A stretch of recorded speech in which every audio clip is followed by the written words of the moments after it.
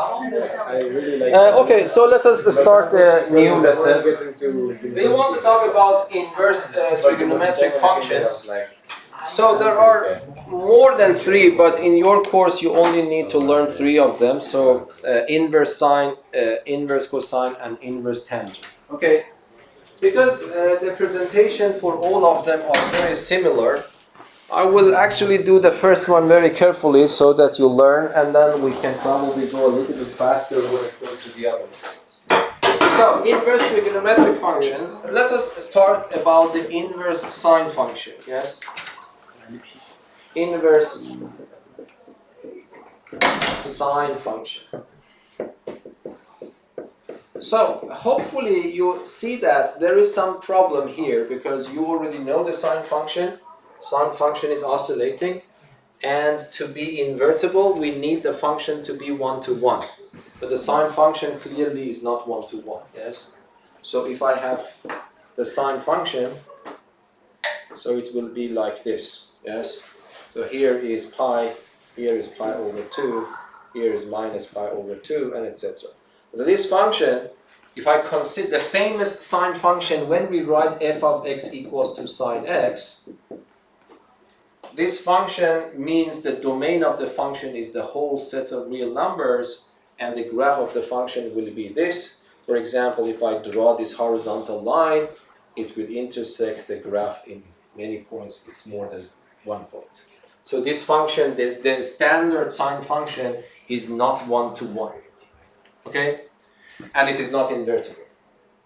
But if I want to do something, I can limit the domain of my function to some interval for which the function is the sine function, but the domain is restricted and the function becomes one-to-one.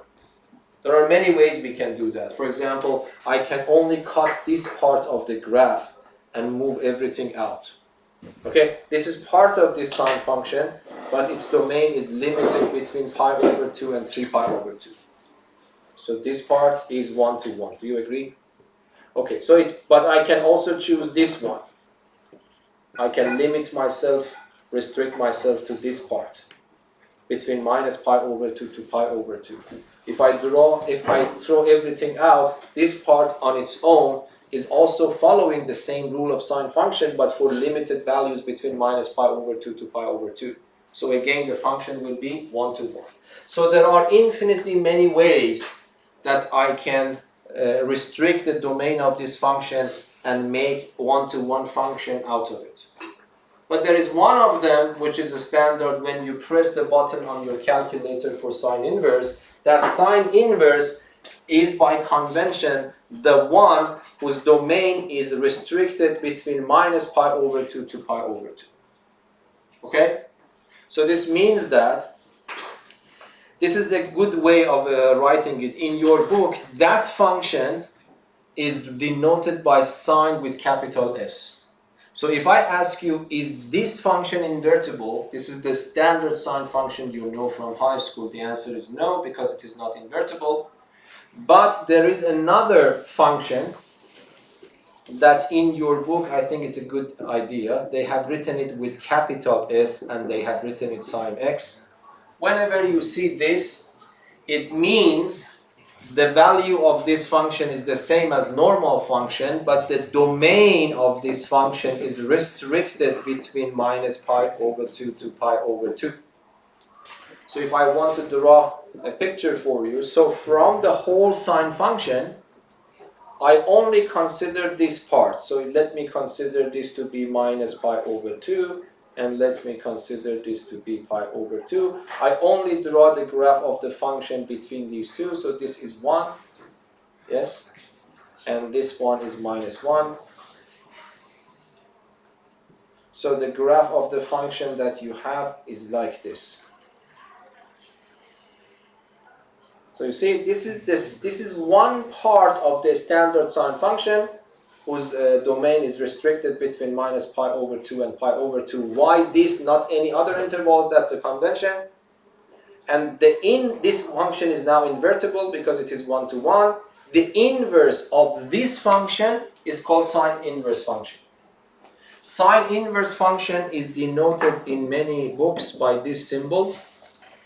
It's not a bad symbol. Do you remember yesterday when I say f, if I want to denote you the inverse, I denote it by that. So if I have a sine function, if I want to denote the inverse, this is why this symbol is. But it is a bad symbol. Do you know why? Because it is like a power. And some people get confused that this is indeed, this is this one. But this is not the case. So whenever you see this symbol sine inverse of x, this is the inverse sine function. This is why the book, I think correctly, instead of using this symbol, they are using arc sine. Okay? So arc sine of x is the sine inverse function, and that is the inverse to this function. Okay, so in principle, if I give you this function with this domain, if I ask you what is its inverse, you will tell me the inverse is arc sine of x. Okay, now one more thing. If I ask you what is the range of this function, can you see the picture and tell me what is the range of the original sine with capital S? Minus 1 to 1. From minus 1 to 1. 1. The range is from minus 1 to 1. So this is the, but if I ask you what is the domain of f inverse here, the domain is Rf, is the range, and the range is the domain. So this is the arc sine function or the sine inverse function. So it is important to know arc sine makes sense if x is chosen between minus 1 and 1, including minus 1 and 1. And whatever you choose, the output should be between minus pi over 2 and pi over 2. This is important to remember these domains and ranges. You should have them in your memory. So if I want to draw a picture for you for arc sine, do you remember the rule? If I draw this y equals to x line, if I draw it carefully, it becomes tangent to the function.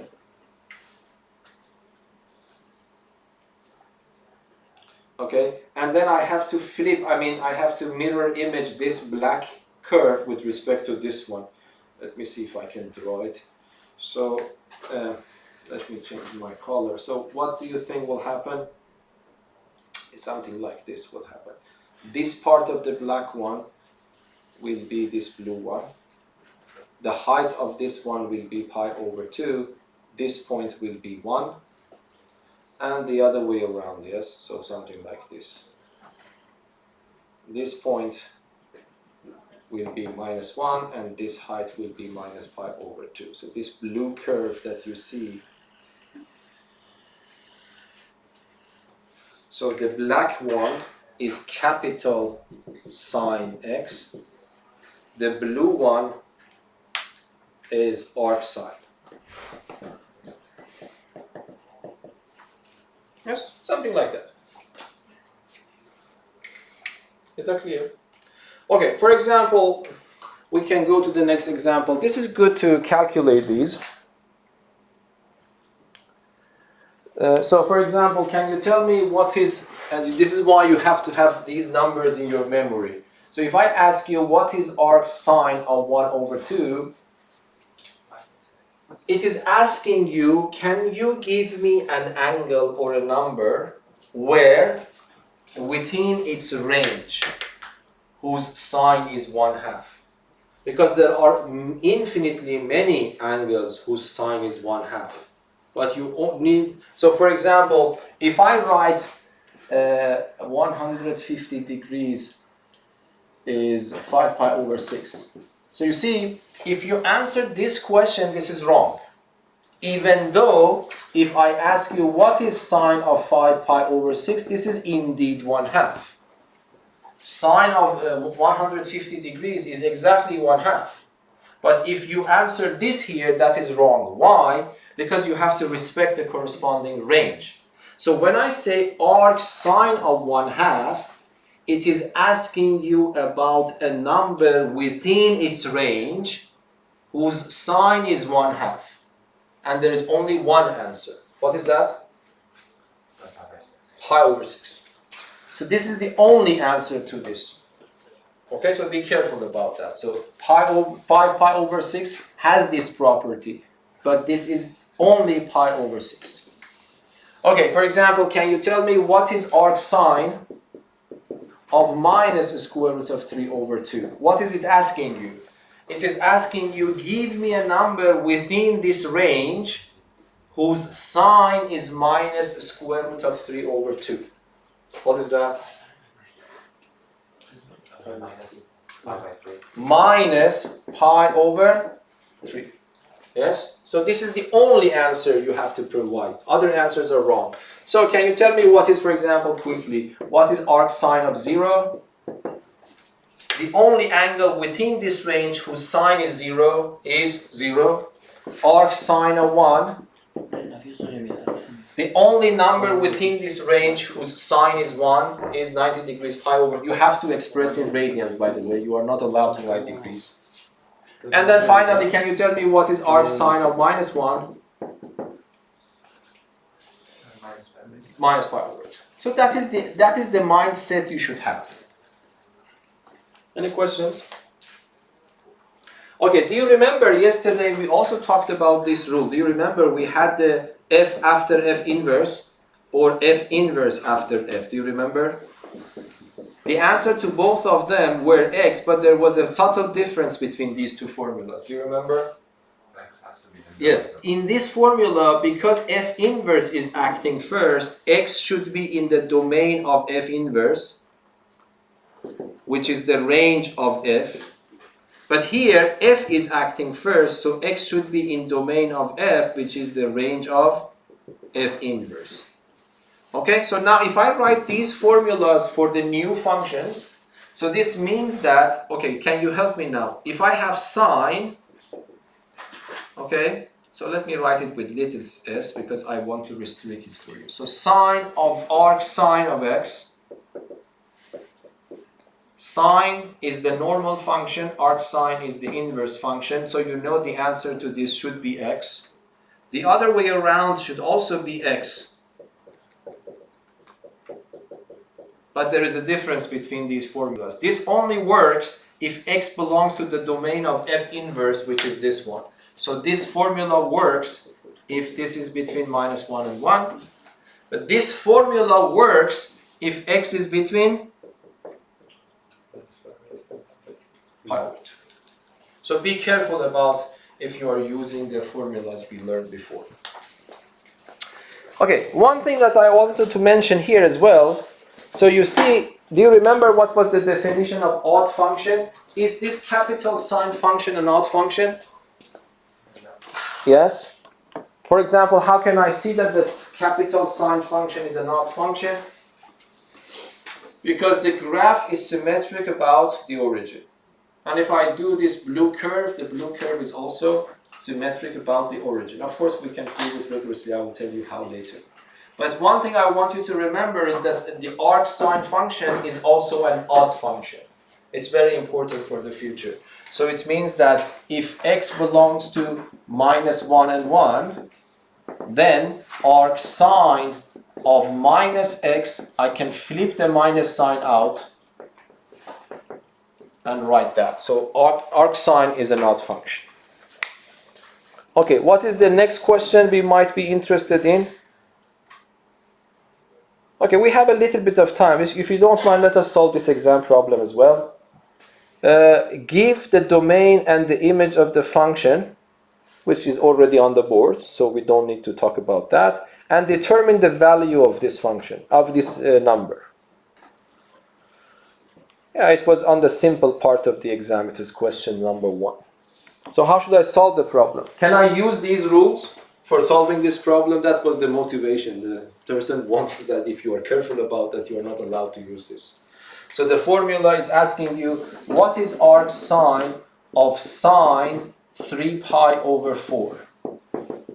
Okay? If you mistakenly use this formula to say that, okay, whatever sine does, arc sine undoes, yes, and then you get 3 pi over 4, that is not correct. Because that formula works if x is between minus pi over 2 and pi over 2. But the number involved here is 3 pi over 4, which is outside this valid range. So how can I answer the question now? We know that sine of something is equal to sine of pi, I guess. Yeah, so you have to calculate. There is no way. So I will start from here as you told. So sine of 3 pi over 4. So you know that sine of an angle is equal to the sine of... so I can write it like this first. Do you agree? Pi minus pi over 4 is exactly 3 pi over 4. But sine of pi minus alpha is sine alpha itself. Yes? But now if I plug it back here, so the question mark will be arc sine pi over 4. But now can I use this formula? Safely, yes. Because now pi over 4 is within the valid range. And then I can cancel these two and get x. So then it becomes simply pi over 4. So you see it's extremely important. There is only one answer to this problem, and that's pi over 4. Any questions? Okay, and the next thing is we want to talk about the derivative of arc sine function. So if I give you y equals to arc sine, the question is that what is the derivative of this function? And of course, I hope that you know, at least you know the strategy. What is the strategy? Inverse function. So it means that so sine y becomes equal x. Yes? If arc sine of x is y, it means sine of y is x. Of course, when you write y is equal to arc sine of x, there is some implicit assumption about y. Y should be within the range. Where is it? It's here. So you see, when you write y equals to arc sine of x, you are implicitly assuming that y is in the appropriate range. You will see why this becomes important. So let me emphasize here. Y is between minus pi over 2, pi over 2. By the way, when I say y is between minus pi over 2 and pi over 2, in the trigonometric circle, which quadrants are there for this condition? What are the correct quadrants? So you see here, I have the circle.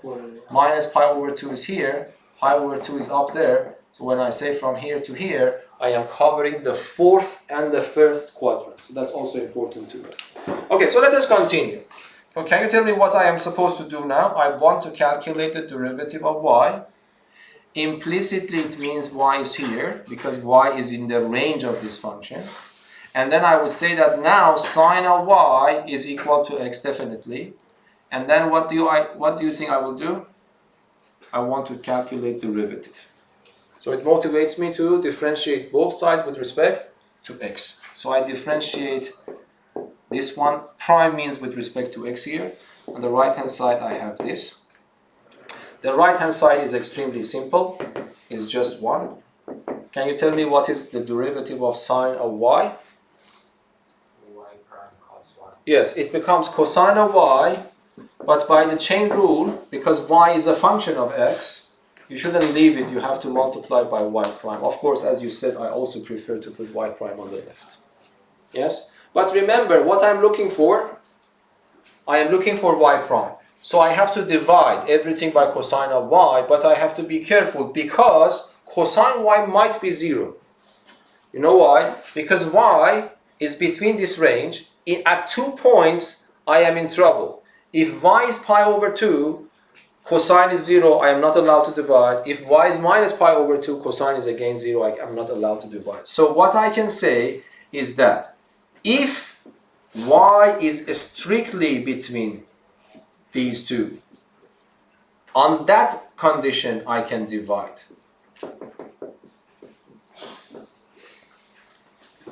So what does it mean? It means somehow this function is not differentiable on its domain. Because if I consider the full domain, then the full range will be considered. But if the full range is considered, I will be in trouble if I want to divide. So I have to take 2 points out. Okay? But this is not a good formula, because when I give you a function in terms of x, you expect that the derivative is also in terms of x. It is not in terms of x. It is not wrong, but it is not in terms of x. So let us make it in terms of x. How can I do that? I would say that there is a famous formula that sine of any angle to power 2 plus cosine of that angle to power 2 is equal to 1. Yes? But now you see, what is sine y in my problem? Sine y in my problem is x. So instead of that, I can write x to power 2. Cosine y is something I want to find is equal to 1. I move this to the other side. And I take the square root. But I have to put plus or minus. Okay? But one of them is not acceptable. So which one is not acceptable and why? Minus. The minus one is not acceptable. Why? Because a square root is a positive number. Okay? So when I put a minus sign here, it is really negative. But cosine cannot be negative because I am working in this quadrant. In these two quadrants. Quadrant number 4, cosine is positive. Quadrant number 1, cosine is also positive. So it means that this one is not acceptable, but you have to mention that. So okay, so I would say that cosine y is greater than or equal to 0. So this means that I have to take this. And then if I plug this back here, the answer becomes very clear. So y prime is equal to 1 over square root of 1 minus x squared. So that's the formula. But there are two limitations. So in principle, the domain of my function is between minus 1 and 1. But on the board, you see, if it is minus 1, the answer is minus pi over 2, which I excluded. If it is 1, the answer is pi over 2, which I excluded. So this formula is only valid if I have this. So it's not always differentiable in its own domain. 2 points should be removed. So the bottom line is this. The bottom line is that if you give me this function, okay, and if x is between minus 1 and 1 strictly, then the derivative is 1 over square root of 1 minus x squared. So this is the formula that we derive for the derivative of arc sine. And whenever you have a formula for the derivative, it is good to remember the chain rule version of it.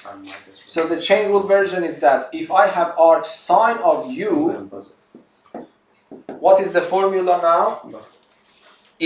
I pretend that u is x and I do the same rule. But I have to multiply by u prime. Okay? So this is valid if u is between minus 1 and 1.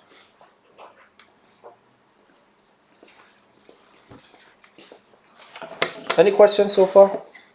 And the logic for the other two are the same. So if we are running out of time, this is more or less the same for the other two. Okay? Okay, so if you don't mind, let us solve some examples. So for example here, example number 2, we want to, let me choose one of them. Let us do number 1. Or if you don't mind, let me jump to number 3 because it automatically needs differentiation as well. So let us read the question. So consider the following function, as you see here on the board. 4 arc sine of square root of x plus 2 times arc sine of square root of 1 minus x. Show that f is invertible and determine the maximum of f inverse. Okay? It's a good question. Okay, so f of x is equal to 4 arc sine square root of x plus 2 arc sine square root of 1 minus x. A function is given to you By the way, I haven't asked you about finding the domain. Let me ask one more question. Can you tell me what is the domain of this function? Which for the first one it's gonna be 0 to 1. Yes. Not minus 1 Yes. because of the square root. Yes. And for the second one it's also the same. Yes. So finally, can you tell me what will be the domain of the? I haven't asked this in the question, but that's an extra practice. Yes. So what's the domain? Be from 0 to 1, both included. Yes, both included. Yes, is that clear?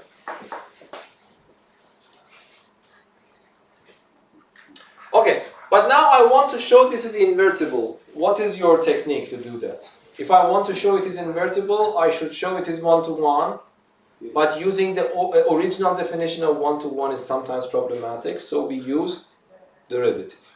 Yes? So let us take the derivative. But now the derivative is two parts. This one, 4 goes out. I give the role of u to this guy and use this formula. So it becomes 1 over square root of 1 minus u to power 2 multiplied by u prime. Let me write all the details, but then we can go faster. And then the same story for this one, but this one I will give the role of u to it. Yes? So I will copy and paste 2, and then it will be 1 over a square root of 1 minus u squared, and then multiplied by u prime. Yes? This is the derivative. Okay, let us simplify it. So, the 4 is 4, so let me write 4 times. The square root of x derivative is very famous, so let me copy and paste the answer. And in the denominator, this to power 2 just simply becomes x. I have 1, so be careful. This 2 will not affect the minus sign, because this is the only 1 squared. And then I have another square root here. That's correct. And then I have plus 2. The denominator is the square root of 1 minus x. 1. Okay, can you do it in your head? What is the derivative of a square root of 1 minus x? You have 5 seconds. What's the answer? Minus 1 over 2. Yes, there is a minus 1 because this is the derivative is minus. And then you have 2 square root of 1 minus x. Okay, so let me simplify this a little bit. This and that are simplified. 2 is in the numerator. This will go to the denominator. This minus 1 and 1 are cancelled. I have x. I have a 2 here, then a 2 cancel, a minus sign, so it becomes minus.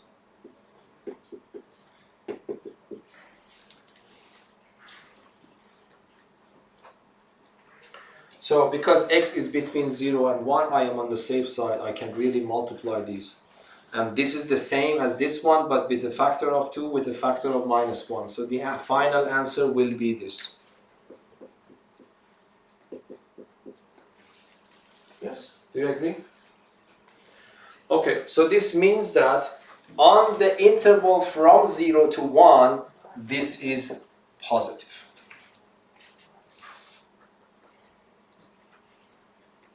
So it means that f prime is strictly increasing. Sorry, f is strictly increasing.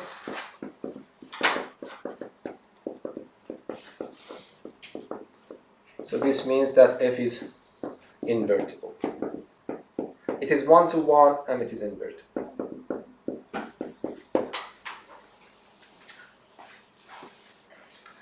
Okay, but can you tell me what is the maximum of f inverse? First of all, finding the maximum of a function needs derivative. We haven't done it formally yet.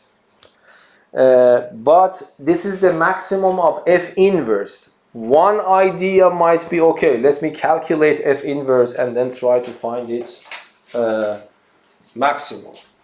But there is, I mean, that would be horrible if I even don't know how we can calculate the f inverse here, yes? Okay, so it means that probably the question is not designed for finding f inverse in order to answer the maximum of f inverse. But can you find another way to do that? So range of F inverse, because it is talking about the maximum of F inverse. It means that somehow the question is talking about the range of F inverse. Because if you want to know the maximum value of the outputs of a function, it means that if you know the range of a function, the highest point in the range is the maximum value of the function. Do you agree? Is that clear? So if I want to find the range, if I can manage to find the range of F inverse, the maximum value in this range is the maximum value of my function. Yes? But now, the range of F inverse, we have a rule. It is equal to what? The domain of F, which was calculated in the beginning. So it becomes 0 and 1. And then it means that maximum of F inverse is indeed what? 1. So it was a nice way actually to ask you to find the maximum. So in one way, the maximum of F inverse is the highest input we can give to F. Yes, exactly. Yes, exactly. Okay. Intentionally I want to solve this problem for you because there are different ways to tackle this problem, number 4. That arc sine of an expression plus arc sine of another expression is equal to minus pi over 2. If x is less than or equal to minus 1. You can solve these kinds of problems using trigonometry, but they are not always 100% guaranteed that they are easy. But there is one standard procedure for doing these calculations, yes? Do you remember I didn't have time to cover that when I was doing the last week lesson? So this question was this. Do you remember, if a function is constant, its derivative is 0. That is more or less elementary. But the other way around, even though we always use it, but it is not that obvious that if you give me a function whose derivative is 0, can I guarantee that the function is constant? Because hypothetically, you might have a very complicated function. When you differentiate, it becomes a huge expression, and then sometimes miraculously these things cancel out and then you get 0. So potentially this might be possible. But this theorem tells you no, if the derivative is 0, don't be so romantic. It is always the constant function. Okay? And the proof is using mean value theorem. But because we don't have time for proving that, take it for granted. If I have a function, let me tell you like this. J is an open interval.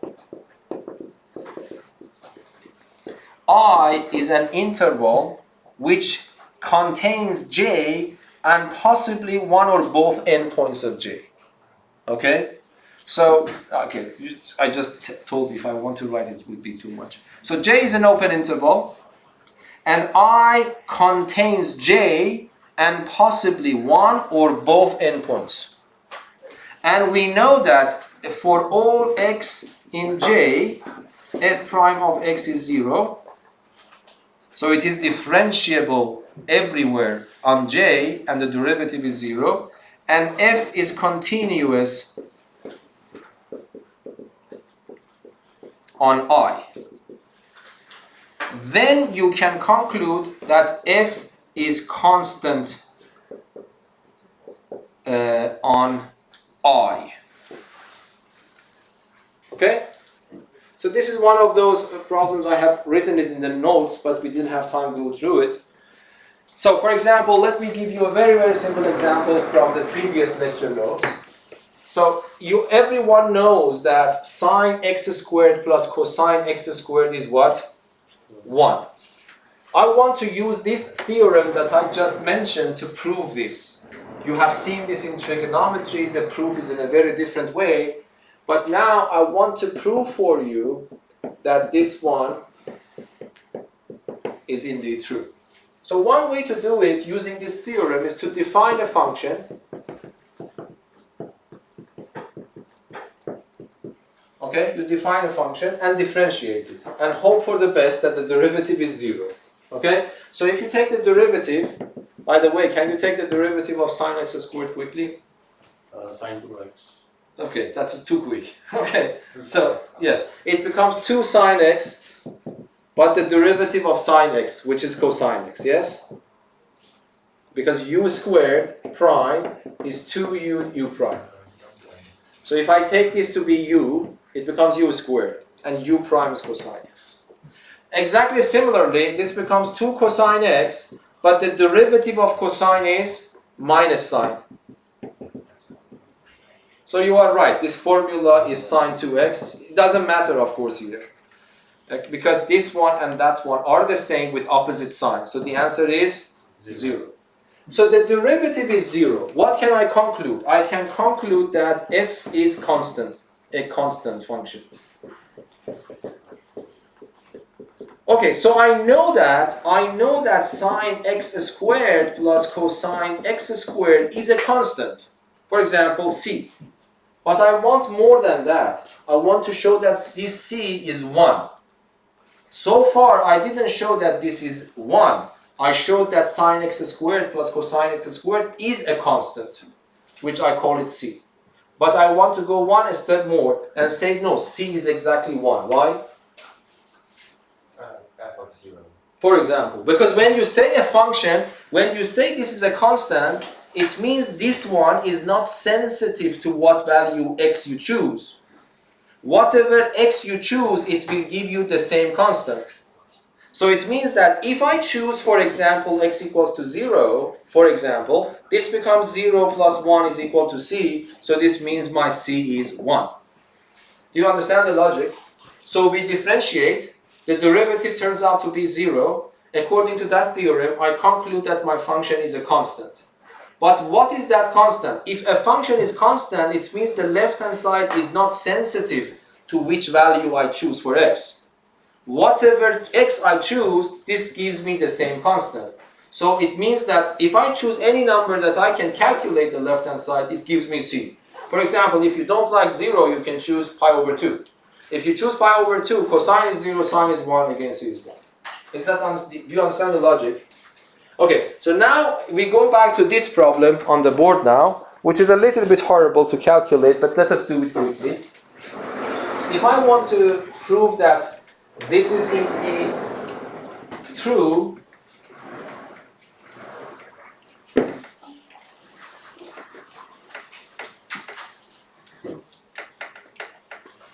okay, might be this will take a long time, so you can do it yourself. But do you remember I told you something? Let us do this together now. Do you remember I told you that this is an odd function? Can you prove it now using the idea I just told you? I just ask you to believe by diagram that this is indeed the case. Okay, so let us prove it now. If you want to prove it, how do you prove it? Using these ideas that I just mentioned. This is a harder one. Go home and do it because the differentiation is very long. How can I prove this? I would say that let f of x be equal to arc sine minus x plus arc sine. Yes? I want to show that we show that, can you tell me, we show that what? F of x is equal to? Sure. Yes, because I want to show that arc sine of minus x is equal to minus arc sine x. I myself define this function for you, and I will say that we show that f of x is equal to 0 for all x in minus 1 and 1, which is the domain of my function. Okay? But now, because I want to show that my function is 0 and 0 is a constant, this will remind me of this theorem. So let us take the derivative now to see if we are lucky enough to make it 0. So the derivative of arc sine of minus x, it is on the board. Yes? So it becomes 1 over the square root of 1 minus, I give the role of u to this, to the power of 2, multiplied by the derivative of, and then plus arc sine of x is just simply this.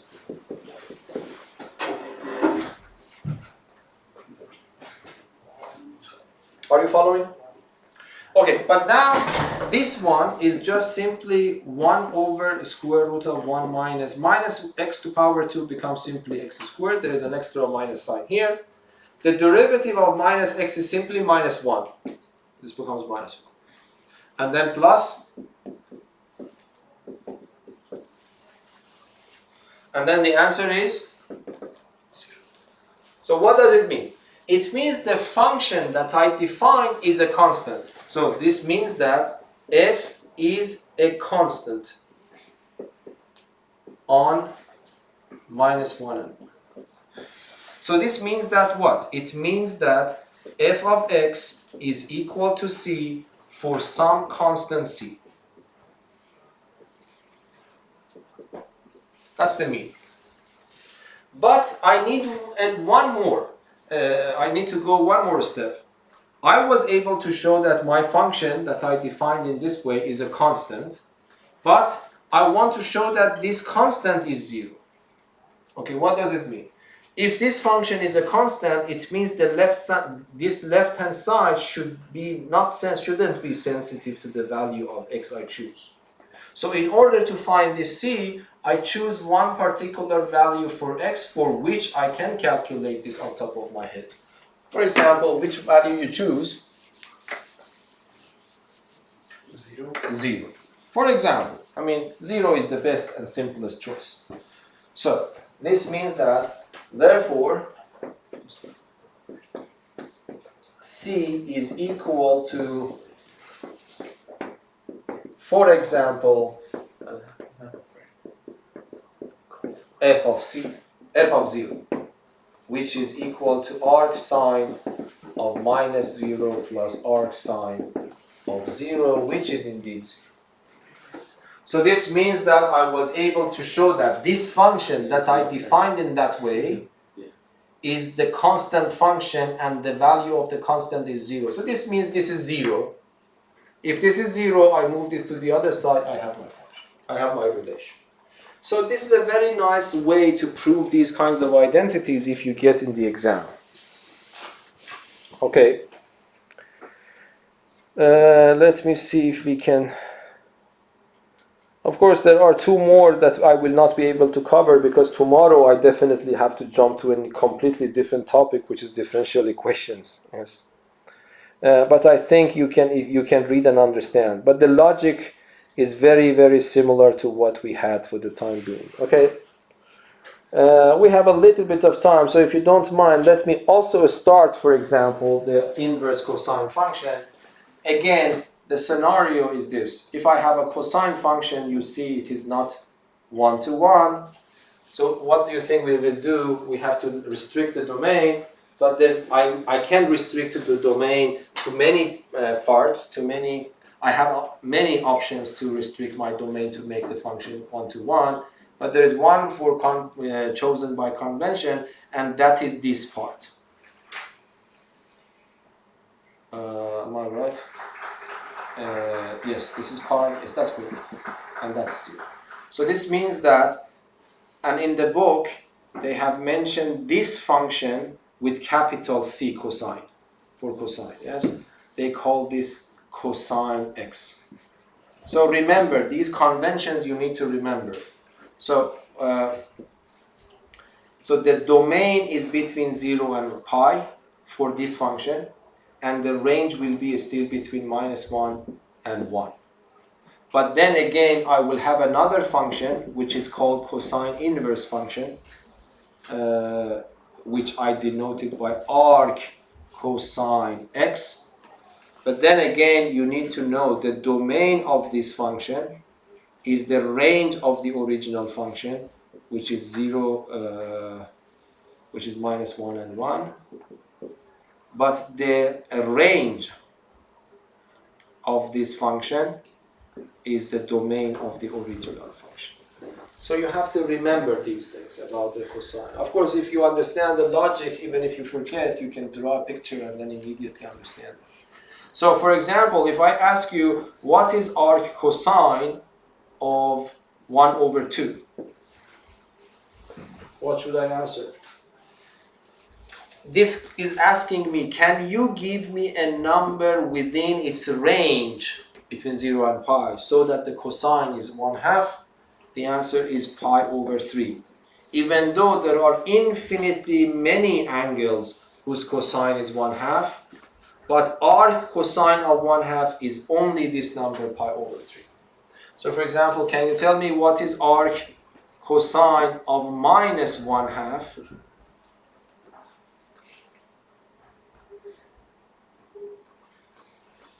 So this means tell me an angle where between 0 and pi. 0 and pi is the first and second quadrant. Okay? Can you give me an angle between the first and second quadrant somehow whose cosine is minus 1/2? Of course, there is no chance that I can get something here because all of them are positive. The cosine of all angles here are positive. So I have to find something here. But what is that, you know? 3 pi over 4. What? 3 pi over 4. Not 4. This is 1/2, so it is related to pi over 3. So it's pi minus pi over 3. So it is 2 pi over 3. Yes? And by the way, immediately, can you see that our cosine function is not even, is not odd? Yes? Arc sine function was odd. But arc cosine function is neither odd nor even. Because if it were even, the answers should match. If it were odd, the answers should be opposite. So remember, arc sine is odd. You will see if you read the notes, arc tangent is also odd, but arc cosine is neither odd nor even. Okay? And then interestingly, I hope that you can see the next question, which is important, is the derivative. And the derivative is very nice. The derivative of arc cosine, you don't need to remember any formula from the scratch. The derivative is minus the derivative of arc sine.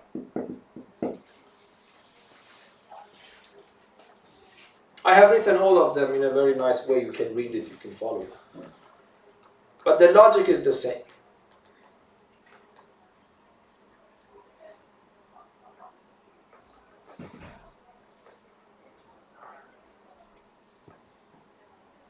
Okay, any questions? Okay, I didn't cover arctangent formally here, but if I don't think we will have time because differential equation is also a huge topic. Even if I want to do it at the level of this module, yeah, but we have to find a way. So I will not be able probably to cover arctangent tomorrow, but if you read and if you have questions, I can be here after the lesson ends and answer your questions. Okay.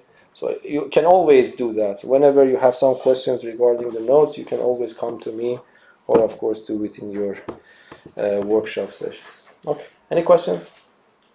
Okay. Thank you very much.